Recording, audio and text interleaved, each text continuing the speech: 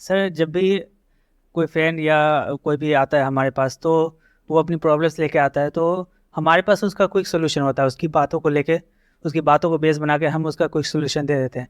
लेकिन जब बात अपनी बारी आती है कि हमारे साथ कोई प्रॉब्लम होता है, तो हम फंस जाते हैं वहाँ पे। हमें समझ में नहीं आता है कि हम करें तो क्या करें, तो इस सिचुएशन को कैसे डील करें। आप में से कोई है जो जवाब देना चाहेंगे? हम सामने वाले को बता रहे तू ये कर ले, तू वो कर ले, पर हम उसकी जगह पर नहीं है।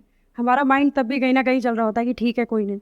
मतलब बहुत ज़्यादा हम उसके तरफ से नहीं सोच पाएंगे। जितना हम अपने लिए कर लेंगे दूसरे के लिए नहीं कर पाएंगे। तो आप ये कहना चाह रहे हैं कि हम सामने वाले को अगर हमारी सलाह गलत भी है तब भी दे देते हैं, हाँ सर, क्योंकि ऐसा उसका होता है। आउटकम कुछ भी हो, हाँ। कल को मरा तो वो मरा, हमें कोई फर्क नहीं पड़ता, है ना? मतलब आप ये कहना चाह रहे हैं कि ऐसा ही हम होता गलत सलाह भी दे देते हैं, हाँ। मतलब ज्यादा सोचते नहीं है उसके है। आउटकम क्योंकि के बारे हम में, नहीं है ना सर जो भी उसकी मन में जगह। आता है उसको बोल देते हैं बोल देते हैं कि कौन किसी सा का मेरा मान लो कुछ जा रहा बहुत है। सीरियस अफेयर चल रहा है, अरे छोड़ देना क्या, मेरा कौन सा कुछ जा रहा है, ऐसा सोच के। मतलब राइट? हाँ, ज्यादातर लोग ऐसे ही करते हैं। This is one reason. और बताइए। इमोशंस को हम लोग साइड में नहीं रख पाते हैं, क्योंकि अगर दूसरे को कुछ बताना हो तो उस समय इमोशंस नहीं आते बीच में। हाँ, फॉर एग्जाम्पल आप दोनों कहीं पर जॉब करते हैं, आप और वो इंसान जो आपसे सलाह मांग रहा है, और उसने आकर के कहा कि मेरे को ये प्रॉब्लम आ रही है, मैं जॉब छोड़ दूं क्या? तो आप उसको कहोगे हाँ छोड़ देना, क्या फर्क पड़ता है। लेकिन अगर खुद छोड़ने की बारी आएगी तो तो पहले सोचेंगे कि अगर पैसे नहीं आएंगे तो क्या करेंगे, क्योंकि उससे कनेक्टेड रहता है सारा कुछ। राइट, और उसको क्या बोलेंगे अगर वो कहेगा ये बात कि अगर पैसे नहीं आए तो मैं क्या करूंगा? वो कहेगा तू तो ये कर लेगा, तू वो कर लेगा, तू ये ऐसे ये सोच रहा है। मतलब उसको हम कुछ भी बोल के अपना पीछे छुड़ाएंगे ताकि वो बंदा हमारा सर ना खाए। और हम खुद की जब बारी आएगी तो हम बहुत ही बारीकी से सोचेंगे कि ये करने के क्या प्लस माइनस है और नहीं करने के क्या प्लस माइनस है। तो यहां पर दो फैक्टर्स आ रहे हैं। एक है जब हम किसी और को सलाह देते हैं तो हम ज्यादा सोच समझ करके नहीं देते हैं, कुछ भी बोल देते हैं, सामने वाला भाड़ में जाए, आपको क्या फर्क पड़ता है। That is one.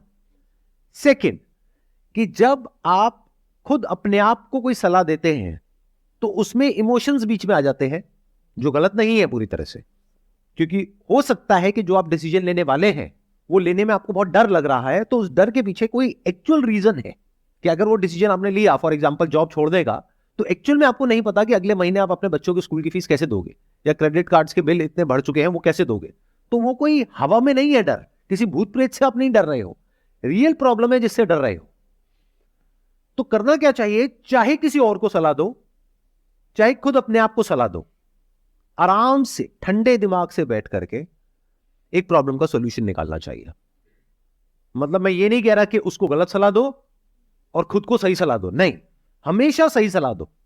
अगर कोई भी आकर के आपसे कोई बात कर रहा है या कर रही है और वो डिसीजन बहुत बड़ा है, छोटा मोटा है तो फर्क नहीं पड़ता, बट अगर वो डिसीजन बहुत बड़ा है तो आराम से बैठो, समझो कि उसकी क्या प्रॉब्लम है, उसके माइंड में क्या आ रहा है, उसको समझ करके। जैसे अभी मैं आप लोगों से समझ रहा हूं, अब मुझे नहीं पता था इस क्वेश्चन का ये आंसर निकल करके आने वाला है, लेकिन स्टेप बाय स्टेप हम आगे बढ़े तो हर एक पर्सपेक्टिव से चीजों को समझने की कोशिश कर रहे हैं, जो हो सकता है आज से पहले पूरी दुनिया में इस तरीके से इस प्रॉब्लम को किसी ने नहीं देखा होगा। राइट। आप जाकर के किसी और से पूछोगे, कोई और है यहां पर बैठा हुआ है, वो क्या कहेगा, अच्छा ये होता है, तो ठीक है। इसके पीछे जो रीजन है वो ये है कि आप जब किसी और को सलाह देते हो तो आप डिटैच होकर के देते हो, उसमें आपके इमोशंस बीच में नहीं आते हैं, तो आप सही सलाह देते हो। लेकिन जब खुद की बारी आती है तो इमोशंस बीच में आ जाते हैं, इस वजह से आप सही डिसीजन नहीं ले पाते हो। कि कितना सुपरफिशियल लेवल का आंसर है। ये आंसर सुनने में आपको बड़ा अच्छा लगेगा कि हाँ मेरे को मेरी प्रॉब्लम का सॉल्यूशन मिल गया, बहुत ही बेकार सॉल्यूशन है ये। इसमें बहुत सारे फैक्टर्स को हमने कंसिडर नहीं किया, उसको इग्नोर कर दिया। जैसे एक बहुत बड़ा फैक्टर ये है कि क्या जो इमोशंस हैं वो बुरे हैं क्या, बिल्कुल ही बेसलेस हैं क्या उसके पीछे कोई रियलिटी है इमोशंस के पीछे, या साइकोलॉजिकल फियर्स हैं। देखो, एक होता है एक्चुअल फियर, एक होता है साइकोलॉजिकल फियर। तो अगर किसी और को सलाह दे रहे हो तो वहां पर भी समझो और ब्रेक डाउन करो चीजों को। अब आप कहोगे उसमें मेरा क्या फायदा है, अरे आपका ये फायदा है, अगर आज आप उसको अच्छे से गाइड कर रहे हो तो कल खुद को भी अच्छे से गाइड कर पाओगे। मतलब हम क्या कर रहे हैं, हम दो एक्सट्रीम्स में ऑपरेट कर रहे हैं। जब कोई और हमारे पास सलाह लेने आता है तो बहुत ही घटिया लेवल की सलाह हम फटाफट से दे देते हैं उसको, बिना डिटेल में समझे कि उसकी लाइफ की एक्चुअल में प्रॉब्लम क्या है, कि वो किस स्टैंड पॉइंट से क्या पूछ रहा है या पूछ रही है। हम कुछ भी सलाह दे देते हैं जल्दीबाजी में। तो एक हो गया, जल्दीबाजी में हमने कुछ भी सलाह दे दी, और जब खुद की बारी आती है हम कोई डिसीजन ही नहीं ले पाते हैं। तो दोनों ही गलत हो गया ना। मैं क्या कह रहा हूं, चाहे कोई और हो चाहे आप खुद हो, हमेशा हर पहलू को देख करके सोच समझ करके फिर डिसीजन लेना चाहिए।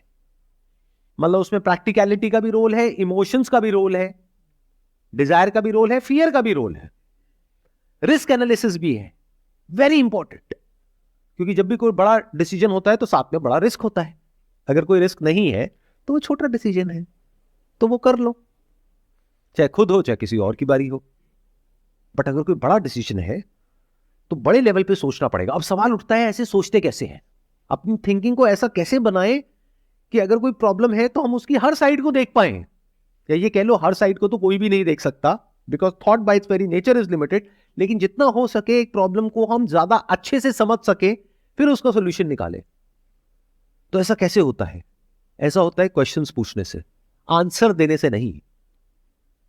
आपने कभी नोट किया होगा, अगर मेरे से कोई कुछ पूछता है या पूछती है तो मैं पलट करके उनसे क्वेश्चंस पूछता हूं। पहले मैं समझता हूं प्रॉब्लम को, फिर कुछ बोलता हूं। और शुरू शुरू में ये काम आपको लिख करके करना है। यानी अगर कोई इंसान आपके पास सलाह लेने के लिए आया, या फिर अगर आपको खुद के लिए कोई डिसीजन लेना है, तो एक पेपर पेन लो, उसमें इधर लिखो प्लस, इधर लिखो माइनस, कि इस डिसीजन को लेने के क्या प्लस है क्या माइनस है। उसके साथ में बैठो। उस इंसान के लिए वो डिसीजन बहुत इंपॉर्टेंट है। 2 मिनट में मत बोलो उसको कुछ भी करने के लिए, हो सकता है उसकी पूरी लाइफ खराब हो जाए।